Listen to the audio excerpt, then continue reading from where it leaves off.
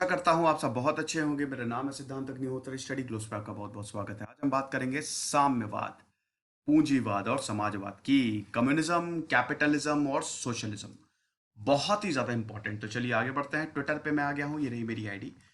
Lecture जैसे ही upload होता है उसकी पीडीएफ हमारे टेलीग्राम चैनल पे अपलोड हो जाती है, तो आप इस चैनल को जरूर सब्सक्राइब करें। टेलीग्राम पे स्टडी ग्लोस के नाम से आप आ जाएगा और आपको पीडीएफ मिल जाएगी। आप लोग काफी कंप्लेन करते हैं तो यहाँ पे आपको मिल जाएगी। देखिए दोस्तों, सबसे पहले हम एक रफ कंपैरिजन देख लेते हैं, उसके बाद हम बहुत ही अच्छे से समझेंगे। ठीक है, देखिए कम्युनिज्म, साम्यवाद क्या होता है, सोशलिज्म, समाजवाद क्या होता है। सोशलिज्म और कैपिटलिज्म था पहले। ठीक है, सोशलिज्म से निकला कम्युनिज्म। यानी कि जैसे सोशलिज्म एक अम्ब्रेला है, उसके अंदर आता है कम्युनिज्म। सोशलिज्म और कम्युनिज्म बिल्कुल सेम है, कुछ बात पे खाली डिफरेंस है, बाकी बिल्कुल आप कट कॉपी पेस्ट कर सकते हैं, क्योंकि सोशलिज्म से ही कम्युनिज्म निकला है। समझ रहे हैं, समाजवाद से ही साम्यवाद निकला है। तो सोशलिज्म और कैपिटलिज्म इंपॉर्टेंट हैं, सबसे पहले इंपॉर्टेंट थे, और अब तो कम्युनिज्म भी बहुत। तो ये तीन विचारधाराएं जो है क्या है वो हम देखते हैं। एक रफ कंपैरिजन देख लेते हैं दोस्तों। It's all about business. सब कुछ बिजनेस के ही ऊपर है, सब उद्योग के ऊपर है। उद्योग की वजह से जब इंडस्ट्रियल रेवोल्यूशन पे मैंने पूरा लेक्चर लिया है। देखिए पूरा सीक्वेंस वाइज लेक्चर्स हैं, आप साथ में सुनेंगे तो आपको सब क्लियर होगा। आई होप आप सुन रहे होंगे, आपको क्लियर हो रही होंगी चीजें। तो मैंने इंडस्ट्रियल रेवोल्यूशन बताया था, इधर 18th सेंचुरी में पूरे यूरोप में इंडस्ट्रियल रेवोल्यूशन आ गया था, जिसकी वजह से आया कैपिटलिज्म। कैपिटलिज्म कैपिट वर्ड से आया, जिसका मतलब ही सर होता है, हेड होता है। तो वहां से आया कैपिटलिज्म। अब इसमें क्या था कि लोग सामने आए, लोगों ने बड़ी बड़ी फैक्ट्रीज बनाई और लोगों ने काम देना शुरू किया। तो बेसिकली इंटरप्रेन्योर सामने आए, जिनकी बड़ी बड़ी कंपनीज होती थी, बड़ी बड़ी फैक्ट्रीज होती थी, जिनको इंडिविजुअल्स ओन करते थे। समझ रहे हैं। तो कैपिटलिज्म की सबसे इंपॉर्टेंट कैरेक्टरिस्टिक क्या होती है कि इंडिविजुअल्स के पास होता है, सारे बिजनेस इंडिविजुअल ओन करते हैं। ठीक है, अब इसके बाद क्या हुआ, जब यहां पे लोग आए, फैक्ट्री में काम करने लगे, तो उनका भयंकर शोषण होने लगा। जो पैसा था उनको नहीं दिया जाता था, कुछ पैसा दिया जाता था, बाकी नहीं। 24-24 घंटे उनसे काम करवाया जाता था। तो वहां से समाजवाद की विचारधारा तो थी ही, ठीक है, कि भैया ये इंडिविजुअल्स के पास नहीं होना चाहिए, ये सरकार के पास होना चाहिए। तो कैपिटलिज्म से पैरेलल चल रही थी सोशलिज्म। हालांकि सोशलिज्म बहुत ही पुराना कंसेप्ट है, ठीक है ना। ये जब से दुनिया है तब से सोशलिज्म है। समाजवाद तो हम समाज में, कम्युनिज्म और कैपिटलिज्म नए हैं। सोशलिज्म तो जब से सोसाइटी डेवलप हुई है तब से सोशलिज्म है। समाज तो हमेशा से रहा है ना। भागवत गीता में बोला है कि भैया एक अच्छे समाज का निर्माण करो, धर्म स्थापित करो। ठीक है, तो सोशलिज्म की बात करें तो यहां पे सरकार ओन करती है। ठीक है, सरकार के पास सब कुछ होता है, लेकिन इंडिविजुअल्स भी रहेंगे। सोशलिज्म सबसे अच्छी विचारधारा है, एक रैशनल विचारधारा है। समझ रहे हैं। ज्यादातर developed countries capitalism with socialist characteristics. समझ रहे हैं। अगर आप यूरोप में जाएंगे तो वहां पे कैपिटलिज्म है, लेकिन सोशलिस्ट कैरेक्टरिस्टिक भी है वहां पे, इसीलिए वो लोग डेवलप है। आप सारी विचारधाराओं से अच्छी चीज ले लीजिए। वैल्यू बेस्ड कैपिटलिज्म बहुत बढ़िया होता है, लेकिन जहां पे क्रोनी कैपिटलिज्म आ जाए, कैपिटलिज्म का, पूंजीवाद का एक बड़ा ही करप्ट स्वरूप, जिसको हम मर्केंटलिज्म भी बोलते हैं, तब गड़बड़ हो जाती है। समझ रहे हैं। उसके बाद आता है कम्युनिज्म। अब कैपिटलिज्म से ही कम्युनिज्म आया। कैसे? सोशलिज्म से निकला है कम्युनिज्म, लेकिन कैपिटलिज्म से आया कैसे? जब हद से ज्यादा एक्सप्लॉइटेशन होने लगा, तो यहां पे 1840 के दौरान कार्ल मार्क्स और फ्रेडरिक एंगल्स ने एक के बाद एक एसेज लिखना शुरू किए और बखिया उधेड़ दी यूरोप की। कार्ल मार्क्स ने बोला कि एक बात बताओ, ये लोग मेहनत कर रहे हैं, लेबर मेहनत कर रहे हैं, सर्वहारा वर्ग, सर्वहारा जो कॉमन क्लास है वो मेहनत कर रही है, जो वर्किंग क्लास है वो मेहनत कर रही है, और ये जो पूरा का पूरा प्रॉफिट है ये चंद लोग डकार जा रहे हैं जिनके पास पैसा है, जिनकी फैक्ट्री है। तो काहे का कैपिटलिज्म, काहे की इक्वालिटी? ये तो इनइक्वल है, ये बकवास है, तुम्हारा मॉडल ही गलत है। तो वहां से आया कम्युनिज्म। कम्युनिज्म भी बोलता है कि यहां पे सब कुछ सरकार के हाथ में होगा, लेकिन इंडिविजुअल्स को, सोशलिज्म में इंडिविजुअल्स को आजादी है, यहां पे आजादी नहीं है, सब सरकार। आप देखेंगे कम्युनिस्ट नेशन जितने भी हैं या जहां जहां कम्युनिज्म फैला है, सबसे पहला स्टेप क्या होता है? सबको नेशनलाइज करो। ये वही चीज हो गई, मान लीजिए आपकी जमीन है। अब जैसे कैपिटलिज्म तो भैया जॉन लॉक ने क्या बेहतरीन प्रॉपर्टी के बारे में बताया है। जॉन लॉक, एक तरीके से कैपिटलिज्म को जॉन लॉक ने जन्म दिया। कैसे? जॉन लॉक ने बोला ना कि अगर आप प्रॉपर्टी खरीद रहे हैं तो वो आपकी जो राइट टू प्रॉपर्टी एक बहुत ही इंपॉर्टेंट राइट है। राइट टू प्रॉपर्टी बहुत इंपॉर्टेंट है। अगर आपकी प्रॉपर्टी है तो आपने मेहनत करके खरीदी है, तो आपका जन्म सिद्ध अधिकार है। अगर आपने प्रॉपर्टी, आपने कोई बहुत बड़ा मकान खरीदा है तो आपने अपनी मेहनत से, अपनी खून पसीने की कमाई से खरीदी है, तो सबसे इंपॉर्टेंट राइट है। लेकिन कम्युनिज्म में क्या होगा, जो आपने खून पसीने की कमाई खरीदी है वो सरकार टेक ओवर कर सकती है। समझ रहे हैं? तो ये चीज है। तो कम्युनिज्म और सोशलिज्म, इनफैक्ट कम्युनिज्म में सब सरकार के हाथ में रहता है। कंपटीशन की बात करें दोस्तों, तो जैसा कि मैंने बताया सब सरकार, तो यहां पे वन पार्टी सिस्टम होता है, ठीक है, या टू पार्टी सिस्टम। लेकिन कम्युनिज्म में ज्यादातर कम्युनिस्ट कंट्रीज में देखे तो वन पार्टी सिस्टम ही रहता है। सोशलिज्म में ऐसा नहीं है। सोशलिज्म में कि कैपिटलिज्म, सोशलिज्म में भी कैपिटलिज्म होता है बट बहुत बड़े पैमाने पे नहीं होता। लेकिन कैपिटलिज्म में तो ना कम्युनिज्म होगा ना सोशलिज्म होगा। सोशलिज्म हो सकता है कैपिटलिज्म में, कम्युनिज्म नहीं हो सकता, मुश्किल है, ठीक है। हालांकि देखिए अल्टीमेटली अभी सारे देश जो है वो कैपिटलिज्म पे ही शिफ्ट कर चुके हैं, और जिन्होंने कैपिटलिज्म पे शिफ्ट नहीं किया है वो ज्यादा डेवलप्ड नहीं है। अब इसका मतलब ये नहीं कि कैपिटलिज्म बहुत अच्छा है। देखिए अगर अब हम मॉडर्नाइज्ड वर्ल्ड की बात करें तो ये तो आपको मानना पड़ेगा कि पूंजीवाद ने हमको बहुत कुछ दिया भी है, लिया भी बहुत कुछ है। ऐसा नहीं है, इनइक्वालिटी आप देखिए, अभी हम उसकी बात करेंगे, लेकिन दिया भी है। आज हम अगर मॉडर्न सोसाइटी की बात करते हैं, एक रैशनल थिंकिंग की बात करते हैं, तो वो कैपिटलिज्म से आया, क्योंकि अल्टीमेटली लोगों को चाहिए पैसा। और जब लोग खुश रहेंगे, लोगों की लाइफ बढ़िया रहेगी, तो उनको क्या लेना देना किसी से। समझ रहे हैं? प्रॉफिट्स की बात करें तो जो भी प्रॉफिट होता है वो सरकार के पास जाती है, और यहां पे जो प्रॉफिट होता है सोशलिज्म में वो सरकार के पास जाती है। लेकिन जो स्मॉल बिजनेसेस यहां पे चल रहे हैं उनको दोबारा रीइन्वेस्ट किया जाता है, जो प्रॉफिट होता है बिजनेस में, और वहां से फिर और प्रॉफिट आता है। कैपिटलिज्म में पूरा का पूरा प्रॉफिट इंडिविजुअल्स के पास जाता है। एक छोटा सा अमाउंट वो एज अ टैक्स पे करते हैं सरकार को, बाकी सब वो रखते हैं, ठीक है। अब हम आते हैं एक एक करके कैपिटलिज्म, कम्युनिज्म, सोशलिज्म को देखते हैं, फिर तीनों को कंपेयर करेंगे एक दूसरे से, ठीक है। कैपिटलिज्म के फीचर्स क्या हैं? देखिए पहले तो कैपिटलिज्म की साइकिल आप देख लीजिए, कैपिटलिज्म चलता कैसे। देखिए ये इमेज जो है वो सब मैंने नेट से ली है, और ये कमाल की इमेजेस हैं, लोगों ने बहुत ज्यादा मेहनत की है, हैट्स ऑफ जिन्होंने भी ये इमेजेस बनाई, हमारा काम आसान कर दिया, ठीक है। तो अगर हम कैपिटलिस्टिक साइकिल्स की बात करें, कैपिटलिस्ट साइकिल की बात करें, तो इसमें क्या है, it's all based on demand and supply. समझे आप? इंडस्ट्रियल रेवोल्यूशन में मैंने बताया था ना, अरे भैया कॉटन की डिमांड ज्यादा थी, लोग चाह रहे थे कि सूती कपड़े पहने, तो कॉटन की डिमांड ज्यादा थी।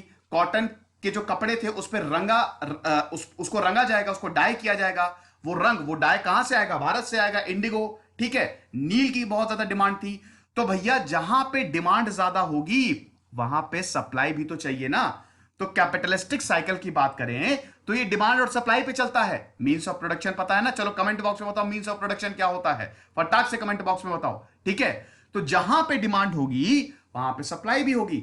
हद से ज्यादा सप्लाई होगी, ठीक है, तो प्राइस गिर जाएंगे। सिंपल सा एग्जांपल है, अगर मान लो कि एक सैनिटाइजर है, ठीक है। अब सैनिटाइजर है, इस समय दाम बहुत सस्ते हो गए, क्यों? क्योंकि सप्लाई बहुत ज्यादा बढ़ गई है। किसी भी चीज की सप्लाई बहुत हो जाएगी, ठीक है, तो क्या होगा? प्राइस कम हो जाएंगे ना। अरे सिंपल सी बात है यार, मान लो 4 इंसान है, 4 इंसान को कोई चीज खरीदने जानी है, ठीक है। मान लो सैनिटाइजर ही खरीदने जाना है, लेकिन उस 4 इंसान के पास 200 तरीके के सैनिटाइजर हैं, यानी कि सप्लाई सैनिटाइजर की बहुत ज्यादा है। तो वो 4 इंसान तो 4 ही सैनिटाइजर खरीदेंगे ना। तो इसका मतलब क्या होगा? कंपटीशन बढ़ेगा, यानी कि वहां पे प्राइस गिरेंगे। प्राइस को कम से कम रखा जाएगा ताकि वो एक पर्टिकुलर कंपनी के सैनिटाइजर खरीदें। तो जैसे डिमांड बढ़ती है, मतलब सप्लाई बढ़ती है, वैसे प्राइस भी गिरते हैं। तो एक बैलेंस बना के हमको चलना होता है। एनीवे, हम कहां इकोनॉमिक में के लेक्चर पे चले गए। याद रखिएगा कि कैपिटलिस्टिक साइकिल जो है it is based on demand and supply. अब सबसे पहले डिमांड आएगी, ठीक है। जैसे मान लीजिए सैनिटाइजर, यहां पे लोग बोलेंगे सैनिटाइजर लाओ, हाथ साफ करने हैं, तो वो डिमांड आई, ठीक है। अब जैसे डिमांड आई तो लोगों ने बोला अरे यार चलो सैनिटाइजर की फैक्ट्री बना लीजिए। उन्होंने फैक्ट्री बना दी, पैसा, खूब पैसा लेके आए। वो मार्केट से होता है, अब तो स्टॉक एक्सचेंज आ गए, शेयर, तो आप मार्केट से पैसा उठा सकते हैं, ठीक है। भैया स्टॉक मार्केट यही तो होता है ना। शेयर क्या होता है? शेयर से जो आप खरीदते हैं वो क्या होते हैं? वो किसी कंपनी के शेयर खरीदे, आपने उस कंपनी को पैसे दिए, और उस कंपनी ने बकायदा खाली आपको एक पेपर दिया, और उस पेपर में ये लिखा होता है कि इतने टाइम बाद मैं आपको, अगर वो बॉन्ड है तो बॉन्ड में लिखा होता है इतने टाइम बाद इतने इंटरेस्ट में मैं आपको पैसा लौटा दूंगा। शेयर है तो डिमांड जो है वो, मतलब जो प्राइस है वो घटता बढ़ता रहता है। आप समझ रहे हैं? तो शेयर मतलब क्या है, बॉन्ड मतलब क्या? आप मार्केट से पैसा, मार्केट को आप पैसा दे रहे हैं, कंपनी को आप पैसा दे रहे हैं ताकि वो अपना बिजनेस चला सके, और जब उनको प्रॉफिट होगा तो वो आपको पैसा इन रिटर्न देंगी इंटरेस्ट के साथ। समझ रहे हैं? मतलब 100 रुपए अगर आपने इन्वेस्ट किया तो आपको 110 मिलेगा। तो भैया सैनिटाइजर की फैक्ट्री, सैनिटाइजर की डिमांड बढ़ी, सैनिटाइजर की फैक्ट्री लग गई, खूब बड़ी बड़ी मशीन लगा दी, और उसके बाद सप्लाई होना शुरू हो गई। अब सप्लाई बहुत ज्यादा होती है तो कंपटीशन आ जाता है, प्राइसेस गिर जाते हैं। और उसके बाद अगर प्राइसेस कम होंगे, ठीक है, जैसे मान लीजिए सैनिटाइजर के भी 25 रुपए का सैनिटाइजर है, ठीक है, तो उसकी डिमांड ऑलरेडी है, और ज्यादा डिमांड बढ़ेगी। तो ये कैपिटलिस्टिक साइकिल है, आप समझ रहे हैं? तो अब इस बेसिस पे आप देखिए, आप खुद ही सोचिए क्या क्या लगेगा। सबसे पहले तो जो कैपिटलिस्ट होगा उसको क्या चाहिए, जो पूंजीवादी होगा, मान लीजिए आप हैं, आपको बिजनेस शुरू करना है, सबसे पहले आपको चाहिए property.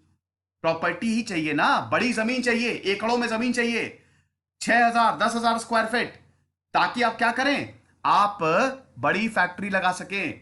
So first of all you need property. So right to property is the most essential feature of capitalism. Then right of inheritance, वो प्रॉपर्टी इनहेरिट, ठीक है, इनहेरिट भी तो करना पड़ेगा, तो राइट ऑफ इनहेरिटेंस भी एक बहुत इंपॉर्टेंट है। उसके बाद एंटरप्राइज की फ्रीडम। भैया देखो, आप कंपनी बढ़िया चला रहे हो, आपने सैनिटाइजर की फैक्ट्री लगा दी, सैनिटाइजर ही मैं एग्जांपल लेके चलूंगा क्योंकि आजकल सैनिटाइजर हर कोई खरीद रहा है, वैसे कोई भी आप एग्जांपल इसमें रख सकते हैं। तो आपकी सैनिटाइजर की फैक्ट्री है, ठीक है, अब सरकार के पास वो ताकत नहीं है कि आपकी फैक्ट्री को टेक ओवर कर ले, जैसे सोशलिज्म और कम्युनिज्म में होता है। मैं कैपिटलिज्म की बात कर रहा हूं। कम्युनिज्म में होगा कि सरकार जो है वो आपकी फैक्ट्री ले सकती है, आपने जो इतनी मेहनत करके फैक्ट्री बने, इंटरप्राइज बनाया, वो टेक ओवर कर सकती है, उसको नेशनलाइज कर सकती है। ऐसा हुआ है ना, चाइना में, यूएसएसआर में यही हुआ जब वहां पे कम्युनिज्म आया, ठीक है। लेकिन अगर आप कैपिटलिस्ट कंट्री में रहते हैं, अगर आप अमेरिका में रहते हैं, अगर आप भारत में रहते हैं, भारत एक कैपिटलिस्ट कंट्री नहीं है, भारत मिक्स्ड इकोनॉमी है, ठीक है, तो वहां पे आपके पास पूरी फ्रीडम है, आप अपने हिसाब से बिजनेस को चलाएंगे, अपने हिसाब से लोगों को रखेंगे, उनका वेतन तय करेंगे, आपके पास पूरी इकोनॉमी है, तो फ्रीडम ऑफ एंटरप्राइज होती है। उसके बाद कंज्यूमर को क्या बेचना है, किस तरीके से बेचना है, उसकी भी आपकी फ्रीडम होती है। और सबसे इंपॉर्टेंट ये प्रॉफिट मोटिव होता है। समझ रहे हैं? प्रॉफिट मोटिव क्या है? देखिए भैया, पैसा जो है ना, कहते हैं ना, ये हमारे शास्त्रों में लिखा है, चाणक्य ने बोला, ये भगवान बुद्ध ने बोला, सबने बोला कि माया से दूर रहो, जहां पे पैसा आएगा वहां पे बुद्धि खराब हो जाती है, ठीक है। और ये प्रॉफिट मोटिव होता है, मतलब जितना ज्यादा प्रॉफिट आ जाए, जितना ज्यादा पैसा आ जाए उतना अच्छा। इसी से जन्म होता है क्रोनी कैपिटलिज्म, मर्केंटिलिज्म का, एक ऐसा पूंजीवाद जो कि बहुत खराब हो। पूंजीवाद गलत नहीं है, बट वैल्यू बेस्ड हो, सोशलिस्टिक कैरेक्टरिस्टिक हो तो सब बढ़िया है।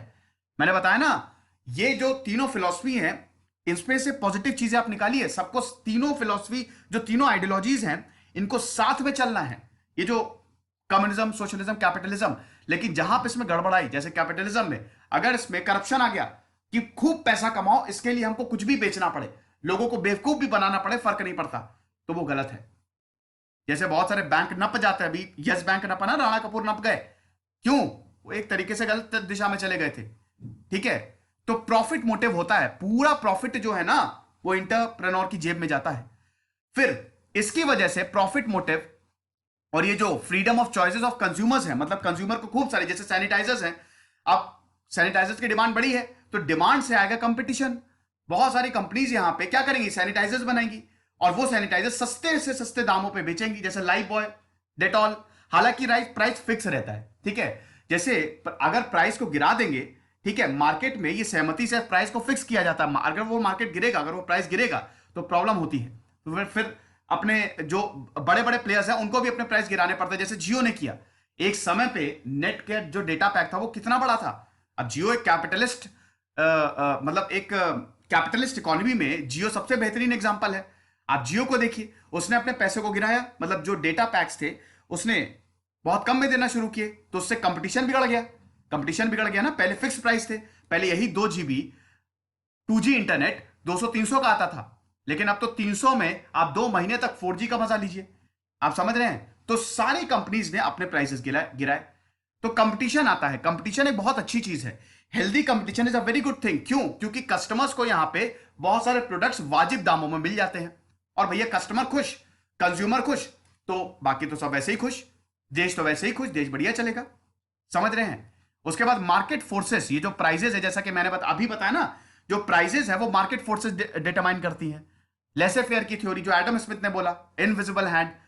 एडम स्मिथ ने बोला ना कि जो ये प्रोडक्ट्स हैं, जो ये कंपनीज, इनको मार्केट पे छोड़ दो, सरकार को हस्तक्षेप करना ही नहीं चाहिए।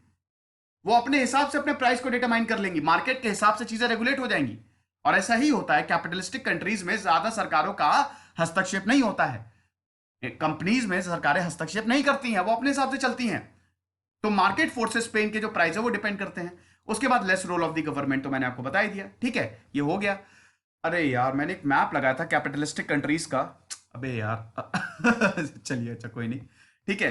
तो शायद पता नहीं कहां खो गया, बट कोई नहीं। अमेरिका एक बेस्ट एग्जांपल है कैपिटलिस्टिक कंट्रीज का, यूरोप बेस्ट एग्जांपल है कैपिटलिस्टिक कंट्रीज का, ठीक है, आप देख सकते हैं। भारत मिक्स्ड इकोनॉमी है ना। चलिए आप ही कमेंट बॉक्स में बताइए कि कैपिटलिस्ट कंट्रीज कौन कौन सी हैं। चलिए कमेंट बॉक्स में बताइए, ठीक है।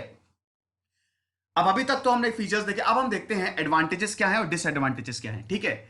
एडवांटेजेस क्या है? सबसे पहले तो ऑटोमेटिक वर्किंग, मतलब इनोवेशंस होंगे, इन्वेंशंस होंगे, फैक्ट्रीज में नई नई मशीनें लगाई जाएंगी, समाज के लिए भी बहुत अच्छा है।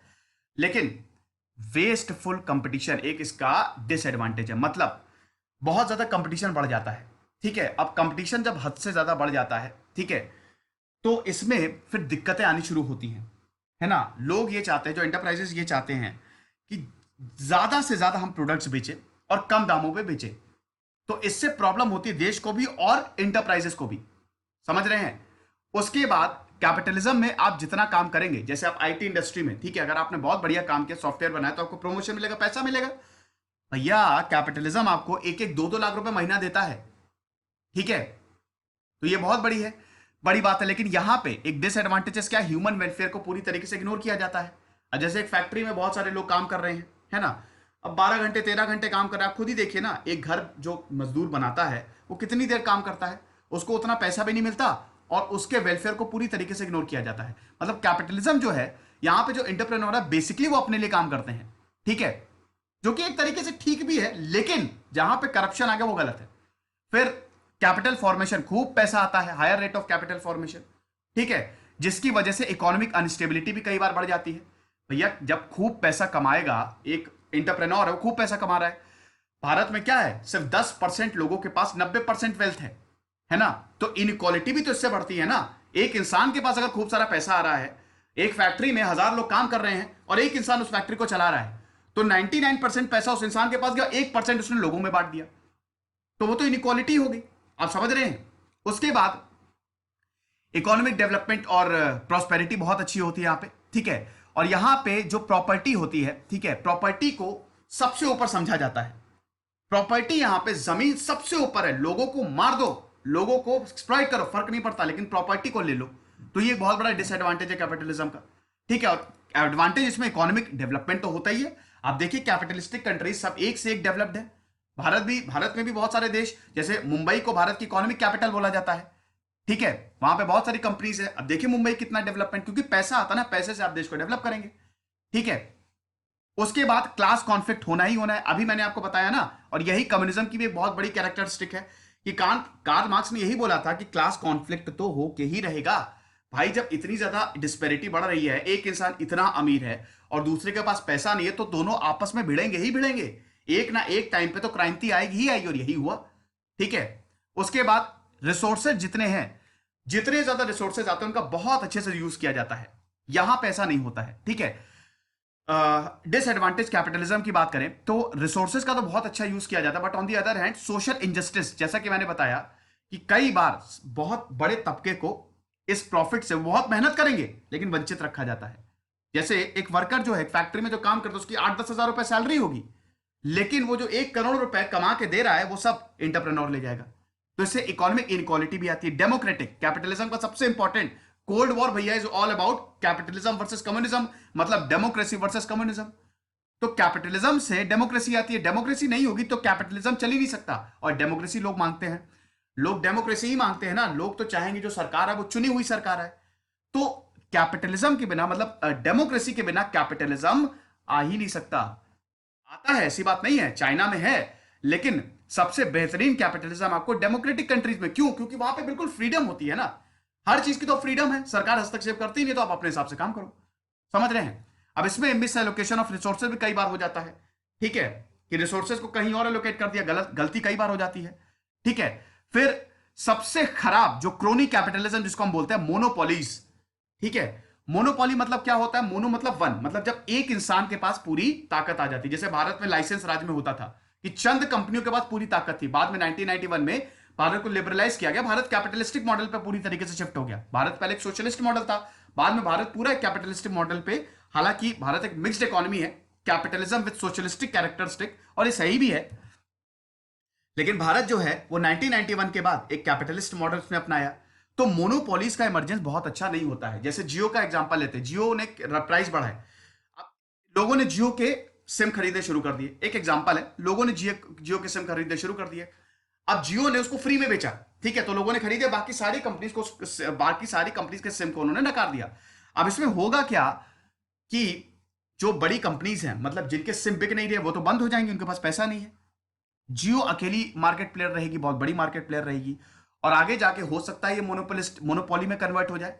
अभी आपको फ्री में बेच रही है, हो सकता है बाद में पैसा बढ़ा दे। सिर्फ एक एग्जांपल है दोस्तों, है ना, ऐसा हालांकि भारत में हो नहीं रहा है, सारी कंपनीज बढ़िया काम कर रही है, ठीक है। उसके बाद जैसा कि मैंने बताया कि करप्शन बहुत ज्यादा हो जाता है, ये भी बहुत बड़ा डिसएडवांटेज है, ठीक है।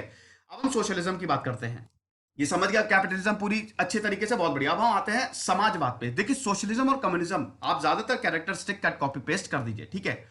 सोशलिज्म की बात करें तो सबसे पहले तो यहां पे स्टेट की ओनरशिप होती है, ठीक है, मतलब सरकारों का हस्तक्षेप होता है, इंडिविजुअल्स को भी यहां पे मौका दिया जाता है, बट ज्यादातर स्टेट की ओनरशिप होती है, ठीक है। उसके बाद इकोनॉमिक प्लानिंग जो है वो सेंट्रल इकोनॉमिक प्लानिंग होती है, ये आप समझे, तो ये बहुत ही ज्यादा इंपॉर्टेंट है। उसके बाद फिर सोशल वेलफेयर, यहां पे जो स्कीम बनाई जाती है, जैसे भारत एक सोशलिस्ट इकोनॉमी है, तो भारत में जो स्कीम बनाई जाती है वो लोगों को ध्यान में रख के बनाई जाती है। कैपिटलिज्म ऐसा नहीं होता है, वहां पे पूंजीवादियों को ध्यान में रख के, और पूंजीवादियों को कोई फर्क ही नहीं पड़ता है कि लोग मरे चाहे जिए। लेकिन सोशलिज्म में यहां पे लोगों को ध्यान में रख के सारी स्कीम्स बनाई जाती है, वेलफेयर स्कीम्स बनाई जाती हैं, समझ रहे हैं। जैसे ऑटोमन बिस्मार्क ने जब जर्मनी को यूनाइट किया, तो उन्होंने सबसे पहले लोगों के लिए वेलफेयर स्कीम बनाई। वेलफेयर स्कीम में क्या आ गया? वेलफेयर स्कीम में जैसे यूरोप में आप देखिए, वहां पे बहुत सारी वेलफेयर स्कीम चलती है। मैंने बताया ना, यूरोप में आपको कैपिटलिज्म विद सोशलिस्टिक कैरेक्टरिस्टिक, वहां पे वैल्यू बेस्ड कैपिटलिज्म हमको देखने को मिलता है। दिक्कत वहां पे भी है, लेकिन वहां पे क्या है, वेलफेयर स्कीम्स आप देखिए, नॉर्वे डेनमार्क में देखिए वेलफेयर स्कीम क्या, अगर आप कहीं पे इलाज कराने जा रहे हो तो फ्री है, वो इलाज के कोई पैसे नहीं लगते। गरीब का गरीब होना नहीं बुरा है, वो तो अपनी जो कंडीशन उससे लड़ लेगा, लेकिन अगर वो बीमार पड़ गया तो वो फिर गया काम से, उसकी सारी कमाई चली जाती है। लेकिन यूरोप में क्या होता है, अगर आप बीमार पड़ रहे हैं, फ्री इलाज ज्यादातर देशों में, वहां एजुकेशन फ्री है। पढ़ाई के लिए, पढ़ाई में देखिए भारत में कितने प्राइवेट स्कूल लूटते हैं, वहां पे ऐसा नहीं है। तो ये सब वेलफेयर है, इंश्योरेंस, ये सब वेलफेयर स्कीम है, आप समझ रहे हैं।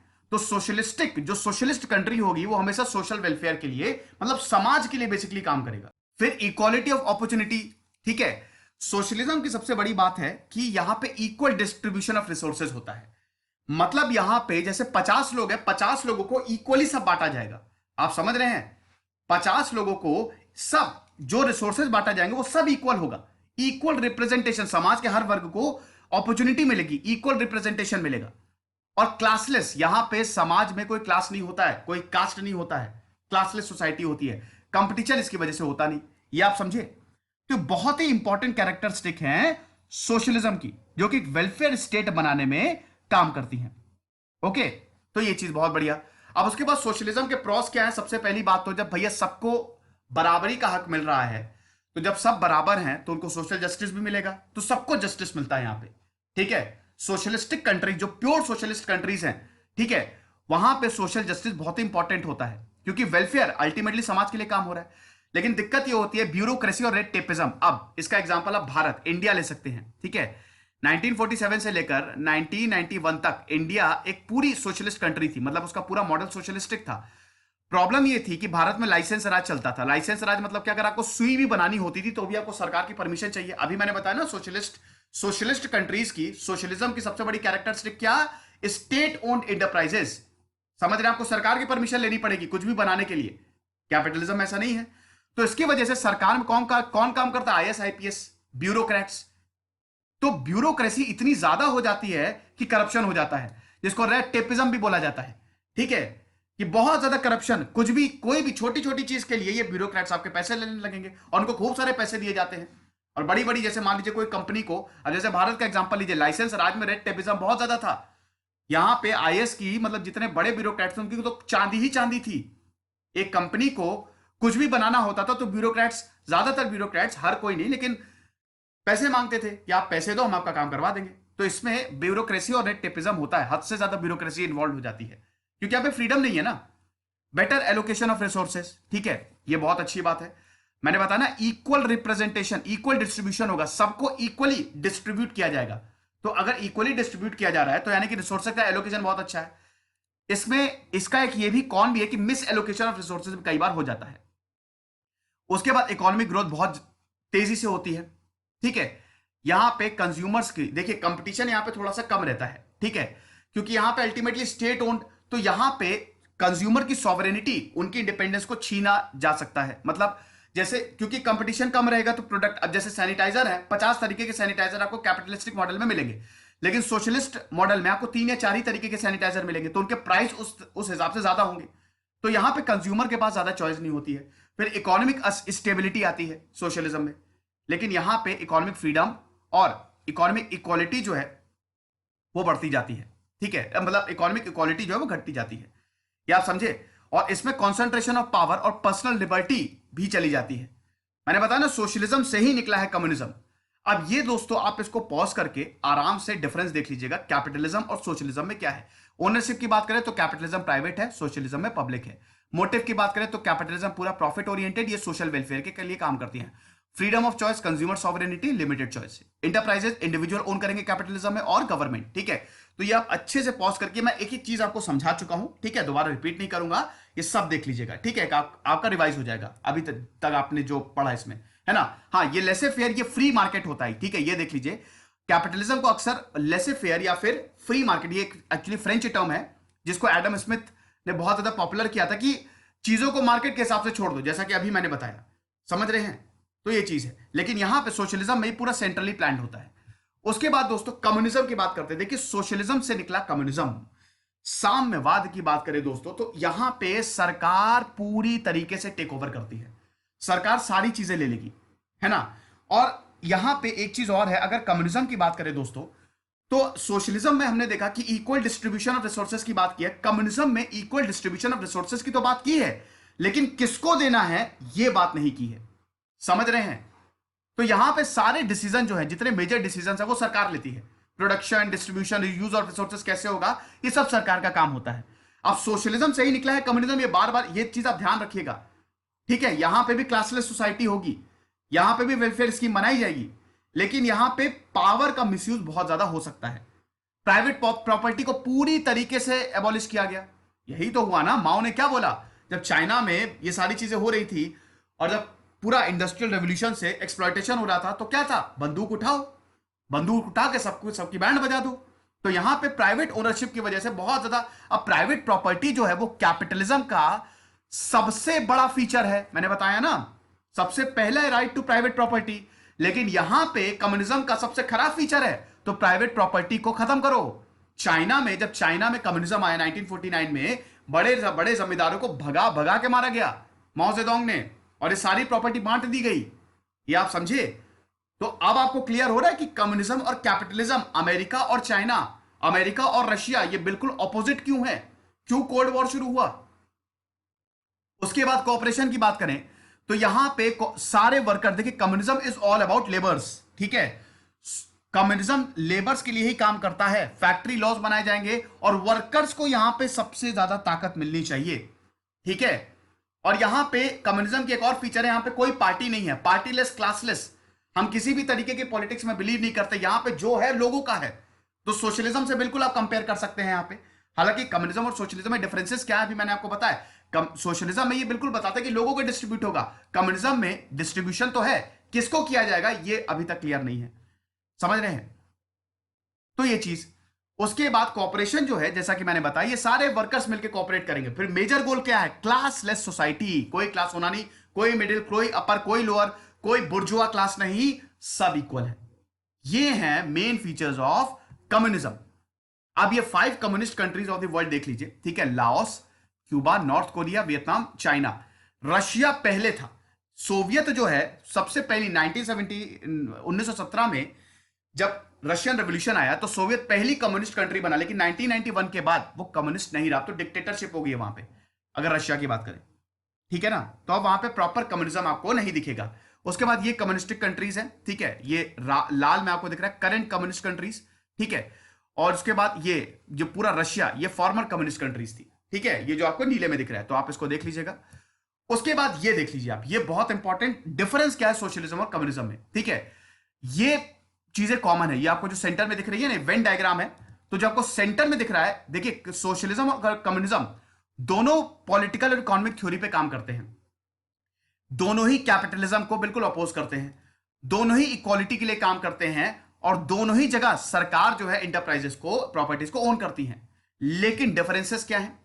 सबसे पहले तो बात है कि यहां पे डिस्ट्रीब्यूशन जो होगा सोशलिज्म में, किसने कितना प्रोड्यूस किया इस पे होगा। कम्युनिज्म में ऐसा कुछ भी नहीं है, कम्युनिज्म में जितना जरूरत है उतना प्रोड्यूस करो। तो यहां पे किसने कितना प्रोड्यूस किया इसकी पॉसिबिलिटी कम हो जाती है। कम्युनिज्म में जरूरत के हिसाब से प्रोडक्शन होता है, लेकिन सोशलिज्म में जिसने जितना प्रोड्यूस किया उतना उसको पैसा दो। समझ रहे हैं? अब यहां पे सोशलिज्म में आपको फ्रीडम ऑफ रिलीजन है, कम्युनिज्म तो बिल्कुल यहां पे, ये लोग नास्तिक हैं, ये लोग रिलीजन में बिल्कुल नहीं मानते। ये तो बताते हैं कि रिलीजन से बहुत दिक्कत होती है, क्लास कॉन्फ्लिक्ट होती है, ठीक है, कैपिटलिज्म और रिलीजन से क्लास कॉन्फ्लिक्ट होती है, रिलीजन डिवाइड करता है। तो कम्युनिज्म में रिलीजन नहीं है, दे प्रमोट्स एथिज्म। उसके बाद यहां पे पर्सनल प्रॉपर्टी को अलाउ किया जाता है सोशलिज्म में, लेकिन यहां पे पर्सनल प्रॉपर्टी की कोई जगह है ही नहीं। समझ रहे हैं? और जैसा कि मैंने बताया कि यहां पे डिस्ट्रीब्यूशन, किसने जितना कंट्रीब्यूट किया, जैसे एक इंसान ने बहुत मेहनत की तो उसको ज्यादा पैसे मिलेंगे, लेकिन कम्युनिज्म में फर्क नहीं पड़ता। यहां पे कंट्रीब्यूशन की बात नहीं किया, अभी मैंने आपको बताया ना, डिस्ट्रीब्यूट कर दो। किसको डिस्ट्रीब्यूट करना नहीं पता, बस डिस्ट्रीब्यूट, इक्वल डिस्ट्रीब्यूशन होना चाहिए। Communism basically extreme form of socialism है, ये आप बोल सकते हैं। सोशलिज्म से ही कम्युनिज्म निकला, but this is extreme form of socialism. अब यहां पे जब रशियन रेवोल्यूशन आया तो एक और लेनिनिज्म आया, स्टालिनिज्म आया, माओइज्म आया। माओइज्म ने तो बोला हथियार उठा लो। माओइस्ट, अगर माओ जेडोंग की बात करें, जिन्होंने चाइना को बनाया 1949 में, ठीक है, Republic of China, People's Republic of China की स्थापना की, तो माओ जेडोंग ने बोला बंदूक उठाओ, the power flows through the barrel of the gun.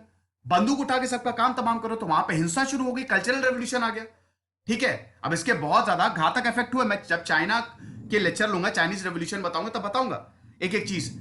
Russia में क्या हुआ, रशिया में जब रशियन रेवोल्यूशन है 1917 में, तो देखिए मार्क्स पे, ये जितने भी कम्युनिस्टिक रेवोल्यूशन होता है वो मार्क्सिज्म पे बेस्ड होते हैं। अब कार्ल मार्क्स को जब आप पढ़ेंगे तो आपको ब्रेन वॉश हो जाएगा। कमाल की उन्होंने थ्योरी बताई है भाई, एक ऐसे समाज की कल्पना की जो कमाल है, ठीक है। बट प्रॉब्लम ये होती है कि इंप्लीमेंटेशन इतना अच्छे से नहीं हो पाता। तो जब 1917 में रशियन रेवोल्यूशन आया तो भैया लेनिन तो अपनी पार्टी बना के लेके आए थे ना। लेनिन ने तो अपनी पार्टी बनाई थी, वैनगार्ड पार्टी जो उन्होंने नाम दिया। तो उन्होंने लेनिनिज्म की बात करें तो उन्होंने पार्टी सिस्टम को प्रोपोगेट किया, क्योंकि यहां पे लोग बोलने लगेंगे ना कि भैया कम्युनिज्म में तो कोई पार्टी की बात ही नहीं है, कोई क्लास की बात ही नहीं, बट आपको पार्टी को सपोर्ट कर रहे हो। तो यहां पे लेनिन ने बोला पार्टी बनाओ, अगर वो समाज के लिए काम करती है, क्या दिक्कत है। तो यहां पे वैनगार्ड पार्टी को सपोर्ट किया गया। फिर उसके बाद डिक्टेटरशिप ऑफ द प्रोलेटेरिएट, सर्वहारा वर्ग की डिक्टेटरशिप भी यहां पे आपको देखने को मिल जाएगी कम्युनिज्म की अगर बात करें, ठीक है। तो ये था, ये देख लीजिए दोस्तों, ये सोशलिज्म, कैपिटलिज्म और कम्युनिज्म में प्रॉपर तरीके से यहां पे डिफरेंसेस बताए गए हैं, ठीक है। एट्रीब्यूट्स क्या है, factors of production are valued for allocation decided by, ये सब इसमें दिया गया है। जो मैंने बताई वो सब इसमें लिखा गया है। अगले लेक्चर में परसों हम देखेंगे फासिज्म और नेजिज्म क्या होता है। समझ गए? तो आई होप ये लेक्चर आपको पसंद आया होगा। इसकी पीडीएफ आपको तुरंत टेलीग्राम चैनल पे मिल जाएगी। कुछ नहीं पड़ता, दिस इज सिद्धांत अग्निहोत्री साइनिंग।